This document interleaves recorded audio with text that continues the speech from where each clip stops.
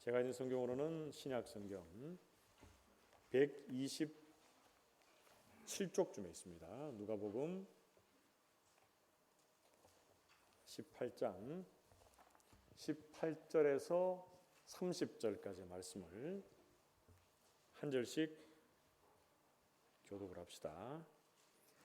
어떤 관리가 물어 이르되 선한 선생님이여 내가 무엇을 하여야 영생을 얻으리까? 예수께서 이르시되 내가 어찌하여 나를 선하다 일컫느냐? 하나님 한 분 외에는 선한 이가 없느니라. 네가 계명을 안 하니 간음하지 말라, 살인하지 말라, 도둑질하지 말라, 거짓 증언하지 말라, 네 부모를 공경하라 하였느니라. 여짜오되 이것은 내가 어려서부터 다 지키었나이다. 예수께서 이 말을 들으시고 이르시되 네게 아직도 한 가지 부족한 것이 있으니 네게 있는 것을 다 팔아 가난한 자들에게 나눠주라. 그리하면 하늘에서 네게 보화가 있으리라. 그리고 와서 나를 따르라 하시니 그 사람이 큰 부자이므로 이 말씀을 듣고 심히 근심하더라.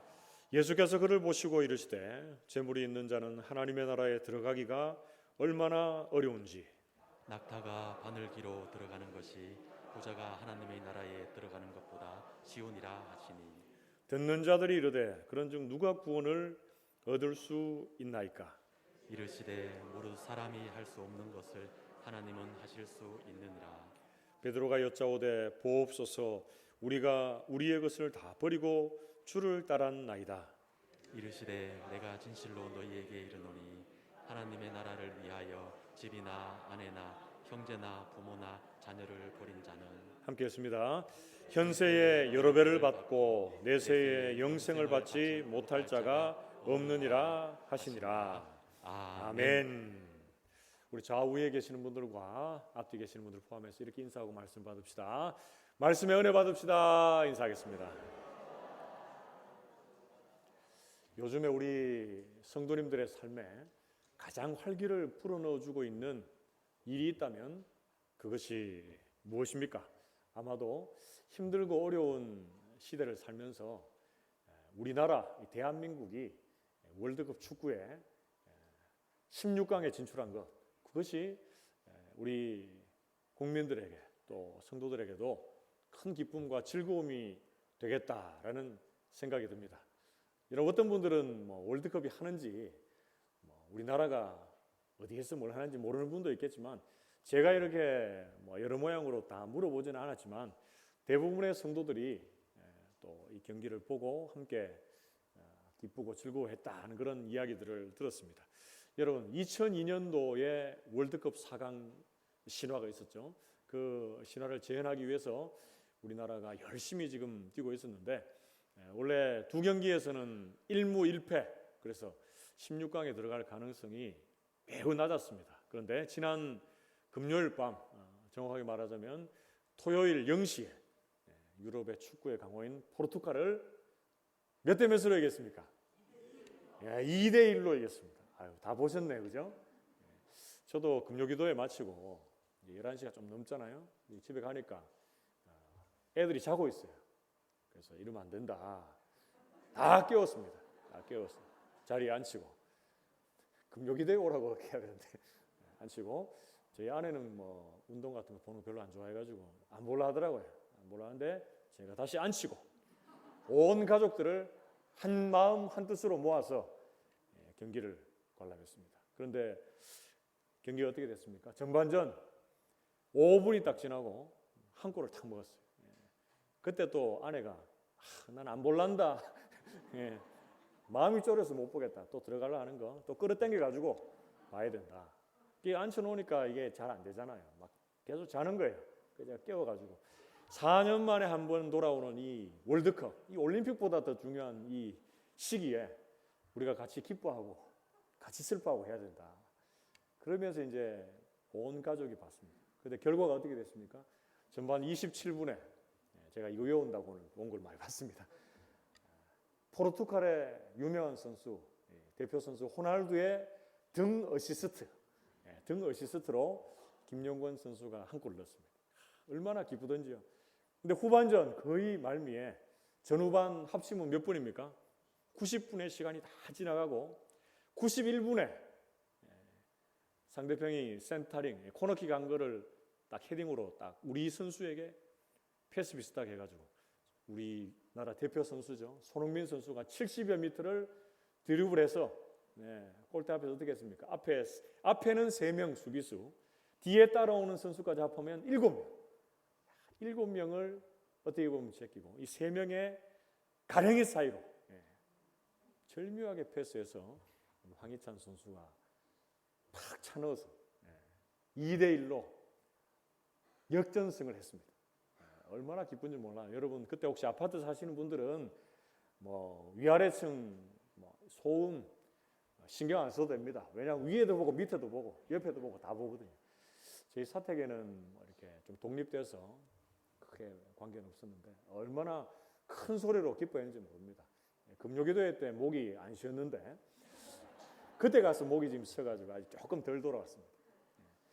제가 왜 이런 얘기를 하는가? 오랜만에 온 가족이 한 마음으로 기뻐한 순간이었습니다. 어제 어떤 한 목사님이 임직식에 설교를 하는데 이런 얘기를 하더라고요.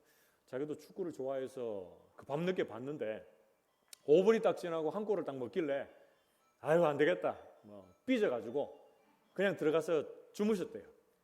그리고 그 다음날 일어나 보니까 세상이 난리가 난 거예요. 한국이 16강 진출했다고 기적이 일어났다고. 근데 나는 그 기쁨을 함께 그 현장에서 누리지 못했습니다. 이런 얘기를 하면서 임직받는 분들에게 이런 얘기를 했습니다. 성도의 은사 중에 가장 큰 은사가 삐짐의 은사다. 그래서 임직받는 분들 삐지지 말고 어떤 일이 있더라도 삐지지 말고 처음부터 끝까지 충성해라. 충성한다는 것은 뭡니까? 한결같이 변함없는 신실함을 의미합니다. 여러분 우리가 축구 보다가 한 골 먹었다고 안 되겠네. 그 목사님 삐져서 그냥 자면 어떻게 되는 거죠? 그 끝날에 그 기쁨을 함께 누리지 못하는 것과 똑같습니다. 그래서 제가 설교를 시작하면서 이 제자의 삶을 하면서 왜 이야기를 하는가? 제자에 있어서도 가장 중요한 덕목 중에 하나가 충성이다 하는 생각이 듭니다. 그래서 제자들은 처음과 끝을 변함없이 신실하게 하나님을 바라보고 가는 것, 그것이 제자에게 있어서 가장 큰 성품이다 하는 생각이 듭니다. 그런데 이 반대로 제자에게 있어서 멀리하고 버려야 되는 성품이 있습니다. 그것을 우리가 오늘 누가복음 18장 오늘 읽었던 이 말씀을 중심으로 해서 부자 관리의 내용, 부자 관리와 예수님의 대화를 중심으로 해서 살피면서 우리가 반면 교사를 삼고 또 은혜를 나누려고 합니다. 여러분 본문 말씀에서 우리가 부자 관리를 통해서 배우게 되는 제자의 삶에서 멀리하고 버려야 되는 그 첫 번째 무엇입니까? 그 첫 번째는 잘못된 구원관입니다. 그러니까 좀 따라해 봅시다. 잘못된 구원관. 그렇습니다. 누가복음 18장 18절 말씀을 보면 어떤 관리가 물어 이르되 선한 선생님이여 내가 무엇을 하여야 영생을 얻으리이까? 이렇게 질문합니다. 여러분 이 부자 관리를 마태복음 19장 같은 본문을 보면 부자이고 그리고 관리였을 뿐 아니라 젊었다라고 이렇게 말하고 있어요. 그래서 어떻게 보면 모든 것을 다 가지고 있었던 이 사람이 우리 주님 앞에 나와서 물었던 질문이 뭡니까? 선생님이여 무엇을 하여야 영생, 즉 구원을 얻을 수 있습니까? 이렇게 질문한 겁니다. 여러분 근데 이 질문이 잘된 질문입니까? 잘못된 질문입니까? 잘못된 질문입니다. 우리가 영생 즉 구원을 얻는 것이 우리가 무엇을 하여야 어떻게 뭔가를 해드려야 구원을 받을 수 있는 것이 아니기 때문에 그렇습니다. 이 부자 관리는 영생 즉 구원에 대해서 관심은 있었는데 예수님이 어떤 분이신지에 대해서도 잘 모르고 있었던 것 같아요. 그래서 예수님이 구원자가 되는 것이 아니라 예수님을 어떻게 부르고 있습니까? 선한 선생님이요 이렇게 부르고 있습니다. 여러분 이 질문 앞에 예수님께서 어떻게 대답을 하고 계십니까? 누가복음 18장 19절에서 20절 말씀에 예수께서 이르시되 네가 어찌하여 나를 선하다 일컫느냐? 하나님 한 분 외에는 선한 이가 없느니라. 네가 계명을 안 하니 간음하지 말라, 살인하지 말라, 도둑질하지 말라, 거짓 증언하지 말라, 네 부모를 공경하라 하였느니라. 이렇게 말씀하죠.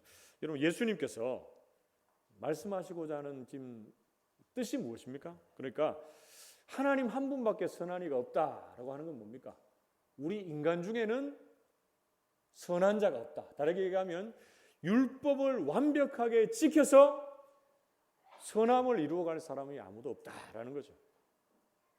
우리 인간들은 어떻습니까? 하나님의 율법, 말씀을 대할 때마다 어떤 걸 느낍니까? 우리의 연약함, 우리의 악함, 우리의 부족함을 점점 깨닫게 되는 것입니다. 그러면서 우리는 예수님의 십자가의 은혜를 붙잡게 되고 하나님의 은혜를 더 기대하게 되는 것입니다. 최초의 인간인 아담과 하와의 범죄 이후에 태어나는 모든 사람들은 죄를 가지고 태어납니다. 그래서 이 죄인으로 태어나는 인간은 우리가 율법을 지켜서 구원을 받을 수 있고 또 율법을 지킴으로 우리가 선한 자로서 그 일들을 이루어갈 수 있다라고 생각하는 것, 그것 자체로부터가 잘못된 것입니다. 그래서 우리가 신앙생활에서 내가 무엇을 한다, 내가 어떻게 해서 구원받을 수 있다, 이 잘못된 것이죠. 우리가 신앙생활을 하면서 열심히 봉사하고 주님의 일을 잘 감당할 때는 내가 구원받은 하나님의 사람이다, 이런 확신이 듭니다. 그런데 어떨 때 내가 좀 섬기는 것도 잘 못하고 그리고 드리는 것도 내가 좀 덜 드리는 것 같다 할 때 우리의 구원이 막 흔들립니다. 이것은 아니다라는 것이죠. 물론 하나님이 주시는 열심으로 우리가 모든 신앙생활을 잘 감당하는 것, 그것이 중요합니다. 그러나 그 신앙생활의 열심이 우리의 구원을 좌지우지해서는 안 된다라는 것을 알아야 합니다. 하나님의 교회를 섬기고 또 세워가는 것은 구원받은 자로서의 합당한 삶의 자세임을 기억해야 됩니다. 하나님이 우리에게 주시는 구원은 뭡니까? 하나님의 전적인 은혜의 선물인 줄로 믿습니다. 사랑하는 성도 여러분, 오늘 말씀에서 깨닫게 되는 우리가 제자의 길을 가면서 멀리하고 버려야 되는 그 첫 번째는 뭡니까? 잘못된 구원관입니다. 여러분, 천주교는 선한 일을 해서 선행을 해서 구원을 받을 수 있다라는 교리로 연결되고요. 그리고 불교는 내가 수행을 하고 내가 선행을 하면 도를 터득할 수 있다, 이렇게 연결됩니다. 그러나 우리가 믿고 있는 예수교, 기독교는 뭡니까? 우리가 무언가를 하고 우리가 어떻게 해서 구원, 즉 영생을 얻을 수 있는 것이 아닙니다. 여러분. 구원은 전적인 하나님의 은혜인 줄로 믿습니다. 부자 관리가 가지고 있는 이 잘못된 구원관을 가지고 신앙생활을 할 때가 있는데요. 신앙생활을 잘하면 구원의 확신이 생기고 흔들리지 않습니다. 그러나 내가 좀 신앙생활이 느슨해지면 구원이 막 흔들립니다. 이게 아니다라는 것이죠. 제가 얼마 전에 있었던 성경 암송 외워쓰기 대회에서 우리 학생들에게 이제 대회 전에 예배를 드렸습니다. 거기서 구원에 대해서 설명하면서 아이들이 어떻게 구원을 이해할까 고민하다가 이 동작을 좀 넣어서 아이들에게 말해주면 좋겠다라고 해서 이 구원에 대한 동작을 가르쳐 줬습니다. 제가 지나놓고 돌아보니까 오늘 본문 말씀하고 연결되는 것 같아서 여러분들에게도 이 구원의 동작을 모션 가르쳐 드릴게요. 여러분 두 손 한번 이렇게 들어보십시오. 여러분은 오른손잡이입니까? 왼손잡이입니까? 왼손잡이면 왼손이 강하고 오른손잡이면 오른손이 강하겠죠. 그런데 이 두 손을 서로 이렇게 손목을 잡아보세요. 손목. 이것 좀 오전에 보니까 일부 때 못하시는 분이 있던데 송윤 집사는 왜 안 합니까? 하고 있습니까? 안 보여서 그렇습니까? 자, 이렇게 딱 잡으면 강한 손이 여러분 위로 가보세요. 강한 손이 위로 가서 여러분 당기십시오. 당겨보세요. 당기시면 이 약한 손이 힘이 좀 빠지거나 놔도 이 강한 손이 계속 당기면 어떻게 됩니까? 당겨 올라가요. 이게 구원입니다. 여러분, 구원. 무슨 말씀인지 아시겠죠? 하나님 그리고 예수 그리스도의 강한 손과 편팔이 우리를 붙잡고 있는 거예요. 창세전에 예정하신 그 구원의 승리를 따라 우리를 붙잡고 계시고 우리를 끝까지 그 구원의 길로 인도해 주고 계시는 줄 믿습니다. 그렇다고 해서 우리가 구원받은 하나님의 사람이라고 해서 우리가 난 구원받았네 이렇게 하면서 인생을 막 살아가 되겠습니까? 그건 안 되죠. 그건 안 되는 거 여러분 아시니까 당연히 아시는 줄 알고 이 구원의 확신에 대해서 이렇게 설명을 드립니다. 하나님께서 우리를 항상 붙잡고 계시기에 우리가 하나님 앞에 선택받았다, 구원을 받았다라고 하는 이 구원의 확신은 절대 흔들리지 않는 구원인 줄로 믿습니다. 우리 모든 성도들이 이 구원의 확신을 가지고 믿음의 길을 잘 걸어갈 수 있게 되기를 주님의 이름으로 축복합니다. 그리고 두 번째로 오늘 본문 말씀에서 알게 되는 이 부자 관리를 통해서 우리가 제자의 삶에서 멀리하고 버려야 되는 두 번째, 과도한 자기애입니다. 우리가 좀 따라해 봅시다. 과도한 자기애. 그렇죠. 과도한 자기 사랑, 자기 자랑이라고 말할 수가 있습니다. 오늘 본 말씀에 누가복음 18장 21절 말씀 봅시다. 여짜오되 이것은 내가 어려서부터 다 지켰나이다. 이렇게 말씀합니다. 예수님의 어떤 질문에 이 말을 하고 있습니까? 살인하지 말라, 간음하지 말라, 도둑질하지 말라, 거짓 증거하지 말라, 내 부모를 공경하라 이렇게 얘기했는데 이 부자 관리는 어떻게 대답합니까? 내가 어려서부터 이것을 다 지켰습니다. 이렇게 말하고 있습니다. 그런데 이 관리의 이 말이 참말입니까? 거짓말입니까? 자신은 참말인 듯 이런 얘기를 하고 있지만 실제적으로 들어가 보면 이게 거짓말이고 이런 말을 할 수가 없습니다. 제가 얘기했지만 우리 인간들은 어때요? 아담과 하와 이후로 태어난 인간들은 이 율법의 요구를 100% 만족할 수 있는 선한 사람이 아무데도 없다라는 것이죠. 부자 관리는 그렇게 생각했을 수도 있지만 여러분 누군가 저에게 김 목사 당신은 이런 율법을 다 지키고 만족시키고 있나 이렇게 물었을 때 제가 확신을 가지고 제가 그렇게 살고 있습니다 이렇게 말할 수 있겠습니까? 저도 솔직히 자신이 없습니다. 여러분들도 마찬가지죠.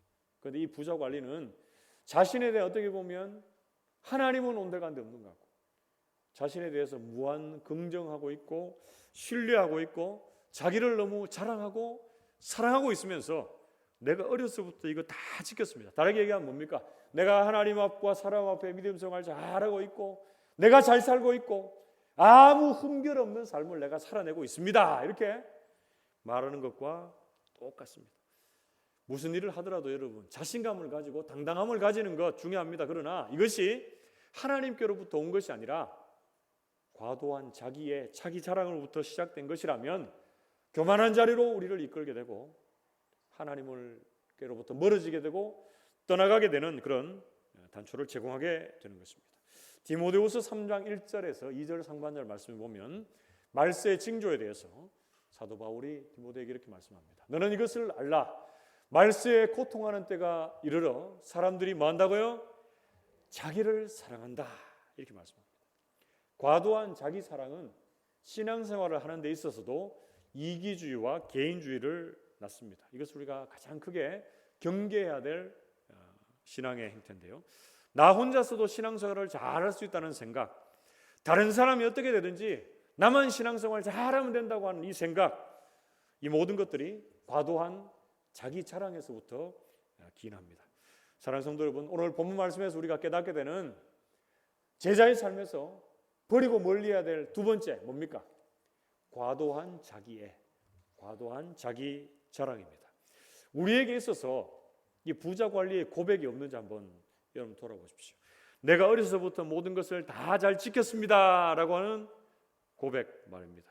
나는 무엇이든지 잘할 수 있어. 나는 다 잘하고 있어. 내가 지금까지 하나님과 사람 앞에서 거리낌이 없이 믿음의 길을 여기까지 잘 달려오고 있다라고 하는 고백 말입니다.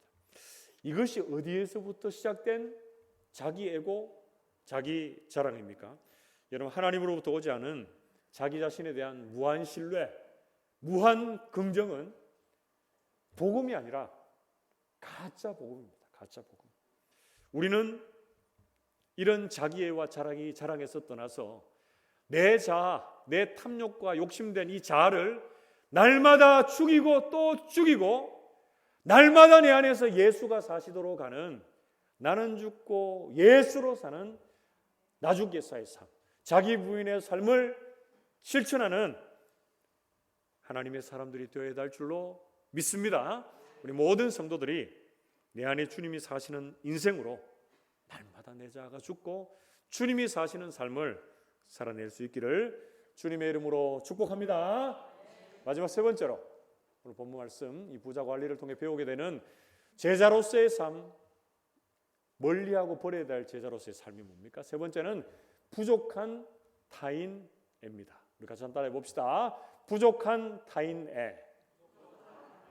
풀어서 말하자면 부족한 타인 사랑, 부족한 다른 사람을 향한 사랑이다라는 것이죠. 예수님께서 나는 모든 율법을 어려서부터 다 지켰습니다라고 이렇게 말하는 부자 관리의 이 과도한 자기애를 가진 말을 들으십니다. 그리고 그 관리를 향해서 예수님께서 다시 이렇게 말씀을 하십니다. 누가복음 18장 22절 말씀. 예수께서 이 말을 들으시고 이르시되 네게 아직도 한 가지 부족한 것이 있으니 네게 있는 것을 다 팔아 가난한 자들에게 나눠주라. 그리하면 하늘에서 내게 보화가 있으리라. 그리고 와서 나를 따르라 하시니. 아멘.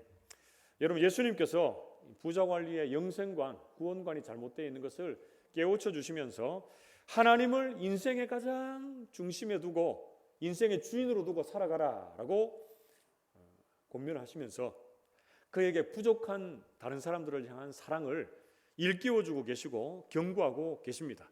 예수님의 부자 관리를 향하신 그 말씀 정리하면 뭡니까? 어려서부터 모든 것을 다 지켰다고 하는 네가, 이렇게 크게 얘기할 때는 이유가 있습니다. 네가 한 가지 부족한 것이 있다. 뭐가 부족하다는 거예요? 주변의 사람들을 향한 자기 사랑이 부족하다. 네가 가지고 있는 네 자신을 과도하게 사랑하는 것, 네가 가지고 있는 재물, 물질을 사랑하는 것이 하나님을 사랑하는 것, 어려움을 당한 주변의 사람을 사랑하는 것보다 더 크다라고 이렇게 말하는 거죠. 그래서 가난한 자들에게 네가 가지고 있는 재산을 다 팔아 나누어 주고 나를 따르라, 이렇게 우리 주님 말씀하셨을 때에 그 부자 관리의 반응이 어떻습니까? 누가복음 18장 23절 말씀에 그 사람이 큰 부자이므로 이 말씀을 듣고 심히 근심하더라, 이렇게 말씀합니다. 근심했다는 것은 극도의 번민과 슬픔의 상태에 빠졌다라는 겁니다. 마태복음 19장 22절 말씀을 참고하면 그 청년이 재물이 많음으로 이 말씀을 듣고 근심하며 가니라, 이렇게 말씀합니다. 네가 가지고 있는 것 팔아서 가난한 자들에게 나눠주고 나를 따르라, 이렇게 말했는데 슬퍼하면서 주님께로부터 등을 돌리고 떠나가고 있는 이 부자 관리의 모습을 우리는 볼 수 있습니다. 이 부자 관리에게 있어서 자신이 가지고 있는 재물이 하나님을 사랑하고 하나님을 주인 삼고 또 주변의 어려운 자들을 사랑하는 마음보다 더 우선시되고 컸다라는 것을 말씀하고 있습니다. 근심하여 등을 돌리는 이 부자 관리에게 누가복음 18장 24절에서 25절 말씀, 예수님도 어떻게 말씀하십니까? 예수께서 그를 보시고 이르시되 재물이 있는 자는 하나님의 나라에 들어가기가 얼마나 어려운지 낙타가 바늘기로 들어가는 것이 부자가 하나님의 나라에 들어가는 것보다 쉬우니라 하시니, 이렇게 말씀합니다. 이 예수님의 과장법입니다. 과장법. 어떻게 얘기하고 있습니까? 낙타가 바늘기로 들어가는 것이 부자가 하나님의 나라에 들어가는 것보다 더 쉽다, 이렇게 말하는 거예요. 그럼 이거 풀어서 얘기하는 건 뭡니까? 부자는 하나님의 나라에 들어가는 것이 참 어렵다, 이렇게 말하는 거예요. 그렇다고 해서 부자는 하는 나라 들어갈 수 없습니까? 그거 아니죠. 부자 중에도 잘 나누고 섬기고 믿음의 길을 잘 걸어가는 사람도 있습니다. 그러나 부자는 어떻다고요? 하나님을 따라가고 의지하며 살기가 그만큼 어렵다는 거예요. 왜 그렇습니까? 자신이 가지고 있는 것을 의지하고 자신의 소유를 소중하게 생각하기가 그만큼 그 가능성이 크기 때문에 이런 말씀을 주고 있는 것입니다. 여러분, 부자를 향한 이런 경고의 말씀을 또한 다루고 있는 디모데후서 3장 1절에서 2절 상반절 말씀을 보면 말세의 징조가 그대로 이 안에 포함되어 있습니다. 우리가 자기를 사랑하며까지 읽었죠. 그 뒤에 보면 또 말세의 징조 어떤 게 있습니까? 돈을 사랑하며 자랑하며, 이렇게 말씀합니다. 말세가 되면, 종말의 때가 되면 사람들이 자기에 대해서 극도의 자기 자랑, 자기 사랑의 나타남과 동시에 돈, 이 재물을 사랑하는 마음이 점점 커지게 됩니다. 그래서 그 재물 사랑이 다른 사람을 어려움을 제대로 돌아보지 못하게 만드는 그런 부족한 타인 사랑으로 나타납니다. 여러분, 사랑의 사도, 이 사도 요한은 요한일서 3장 17절에서 18절 말씀에 하나님의 사람으로서의 형제 사랑에 대해서 이렇게 말씀을 합니다. 누가 이 세상의 재물을 가지고 형제의 궁핍함을 보고도 도와줄 마음을 닫으면 하나님의 사랑이 어찌 그 속에 거하겠느냐. 18절, 자녀들아, 우리가 말과 혀로만 사랑하지 말고 어떻게 사랑하자고요? 행함과 진실함으로 사랑하자, 이렇게 말씀합니다. 여러분, 우리가 17절 18절 말씀을 읽었지만 3장 13절 이하의 말씀에서 보면 어떤 말씀이 나오냐면요, 형제를 사랑하고 미워하는 자마다 살인하는 자다. 그들은 영생의 그 속에 거하지 않는 자들이다. 예수님께서 너를 위해서, 너를 사랑하심으로, 우리를 사랑하심으로 목숨을 다 내주셨는데 네가 다른 사람을 향해서 목숨을 내어주지 않는 것은 마땅하지 않다, 이렇게 말씀합니다. 이 말씀을 들으면 어떻습니까? 우리가 귀가 솔깃해서 막 따라가고 싶고 실천하고 싶고 하는 말씀입니까? 아니면 부담된다, 이 말씀 너무 내가 따라가기 힘든 그런 어려운 말씀이다 라고 계속적으로 여러분 밀어내고 있고 참 듣기 거북한 말씀입니까? 후자가 맞죠. 왜 그렇습니까? 우리가 어떤 사람인지 너무 잘 알거든요. 내가 누구인지를 잘 알거든요. 내가 우리 가족을 위해서도 목숨을 버리지 못하는데, 다른 사람을 위해서, 예수님이 나를 위해서 십자가에 달리시고 목숨을 버리셨다 하지만 내가 다른 사람을 위해서 어떻게 목숨을 버리게 되느냐라고 하면서 계속적으로 이 말씀을 밀어냅니다, 여러분. 그러나 내 힘으로 안 돼도, 여러분들 찬양의 가사가 있죠. 내 힘으로 안 돼도 주님 주시는, 주님 안에서의 성령이 주시는 새 힘을 우리가 받으면 이런 사랑, 이런 나눔, 이런 구제도, 이런 돌아봄도 우리가 행하게 될 줄로 믿습니다. 여러분, 그러면서 오늘 본문 말씀 이어지는데요, 어떤 말씀을 이어졌습니까? 재물을 가지고 있으면서도 네가 그들의 궁핍함을 보면서도 도와줄 마음이 없으면 네가 어떻게 하나님의 사람이라고 말할 수 있겠느냐, 이렇게 하면서 하나님의 사람들아, 네가 말과 혀로만 사랑하지 말고 행함과 진실함으로 사랑하자, 이렇게 말씀을 합니다. 사랑하는 성도 여러분, 오늘 본문 말씀에서 이 제자의 삶에서 버리고 멀리해야 될 세 번째 뭡니까? 부족한 타인 사랑입니다. 여러분, 본문에 나오는 부자 관리는 자기 자신에 대한 사랑, 이 자랑은 넘쳐났습니다. 그런데 주변에 어려움을 당한 사람들, 이 다른 사람들에 대한 사랑은 부족했습니다. 그래서 가진 재물을 가지고 가난한 자들에게 나눠주고 나를 따르라라고 했던 주님의 말씀에 근심하며 돌아갔습니다. 우리 모든 성도님들도 이 부자 관리의 마음이 우리 안에 있지는 않는지 한번 돌아보십시오. 주변에 어려움에 빠진 사람의 형편을 아는데 우리가 내가 가지고 있는 것들 더 많이 가지고 누리고 싶어하는 그 마음이 우리의 속을 채우고 있지는 않습니까? 그런 우리들에게 우리 주님께서 이렇게 말씀하십니다. 너에게 부족한 것이 한 가지 있다. 아니, 너에게 부족한 것이 한 가지가 아니라 두서너 가지 더 많이 있다, 이렇게 말씀하십니다. 여러분, 우리의 삶을 돌아봅시다. 주님께서 우리의 말씀에 경고하시고 음성을 들려주시는 그 소리 앞에서 나의 부족한 부분들을 돌아보고 우리에게 있어서 주님이 기뻐하시는 자리로 이끌림 바되는 하나님의 사람들 다 되시기를 주님의 이름으로 축복합니다.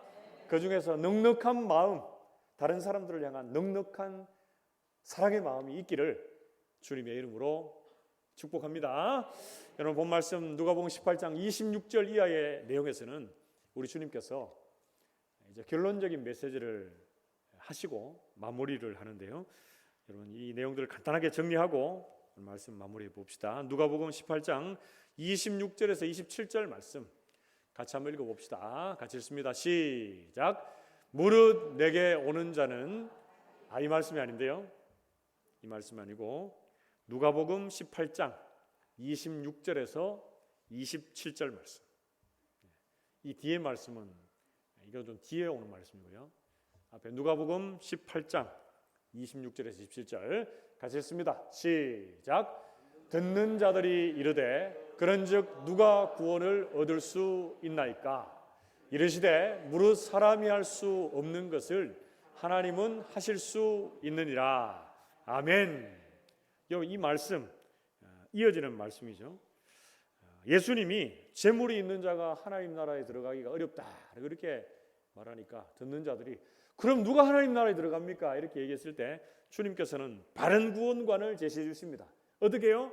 사람은 할 수 없으되 하나님 하실 수 있다. 다르게 얘기하면 구원은 전적인 하나님의 은혜의 선물이다. 이렇게 말씀을 해주고 있습니다. 그리고 누가복음 18장 28절 말씀에 베드로가 또 이렇게 묻죠. 베드로가 여짜오되 보옵소서 우리가 우리의 것을 다 버리고 주를 따랐나이다. 이렇게 베드로가 말하고 있고 그 말 앞에 누가복음 18장 29절 30절 말씀은 예수님의 말씀으로 마무리가 됩니다. 이르시되 내가 진실로 너희에게 이르노니 하나님의 나라를 위하여 집이나 아내나 형제나 부모나 자녀를 버린 자는 현세의 여러 배를 받고 내세의 영생을 받지 못할 자가 없느니라 하시니라. 아멘. 이 말씀은 가족들 집 다 버리라 이 말씀이 아니라 뭐라 그랬죠? 주님을 우리의 인생에 하나님의 나라를 우리의 인생에 가장 첫 번째 우선적인 가치로 삼아라 이렇게 말씀하는 거예요. 여러분 바른 구원관 하나님의 전적인 은혜의 선물이다라고 하는 것은 바른 구원관을 가지고 하나님의 나라를 가장 우선적으로 그 삶의 중심에 두고 사는 자는 과도한 자기애에 빠지지 않습니다. 그리고 부족한 타인 사랑에 빠지지를 않습니다. 사랑하는 성도 여러분, 우리 이 땅을 살면서 너무나 보이고 만져지는 것, 우리의 손에 움켜쥐어지는 것, 그것을 만족하며 그리워하고 살고 있지는 않습니까? 부자 관리가 영생에 대한 관심을 가지고 예수님께 나왔지만 그는 영생보다는 재물에 관심을 두고 있습니다. 완전히 행하지도 못하면서 무언가를 행함으로 영생 구원을 얻으려고 하고 있습니다. 하나님께서 오늘 부자 관리에게 그리고 우리에게 이렇게 말씀하십니다. 아직도 한 가지 부족한 것이 있다. 아직도 한 가지 부족한 것이 있다.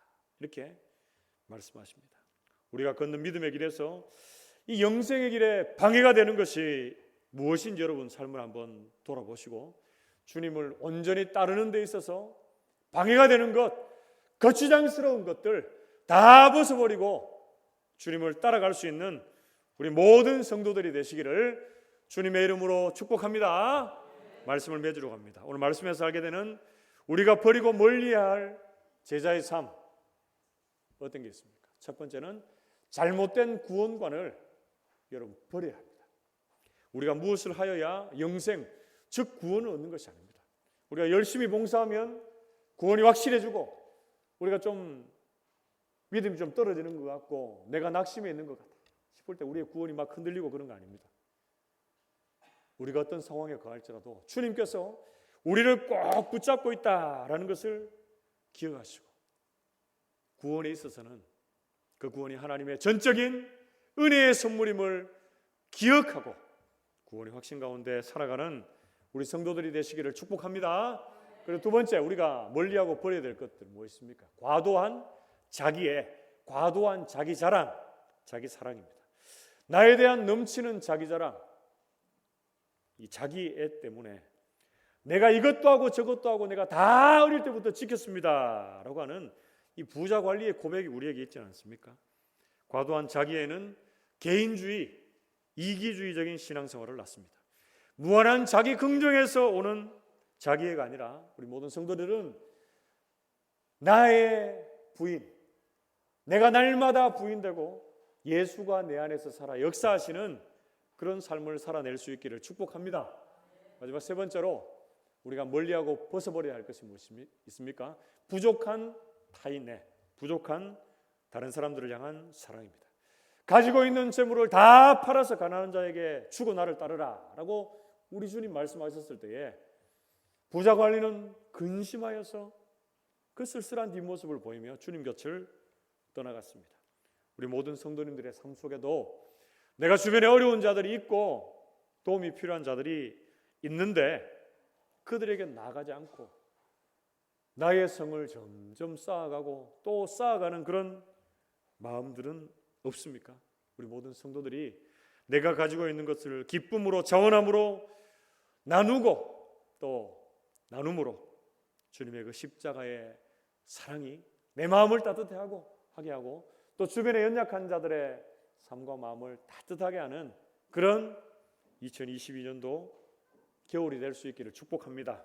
우리 모든 성도님들이 우리가 나누었던 우리가 멀리하고 버려야 될 것들 세 가지를 마음속에 기억하고 또 멀리하고 버림으로 참된 제자의 길에 설 수 있는 우리 모든 성도들이 되시기를 주님의 이름으로 축복합니다.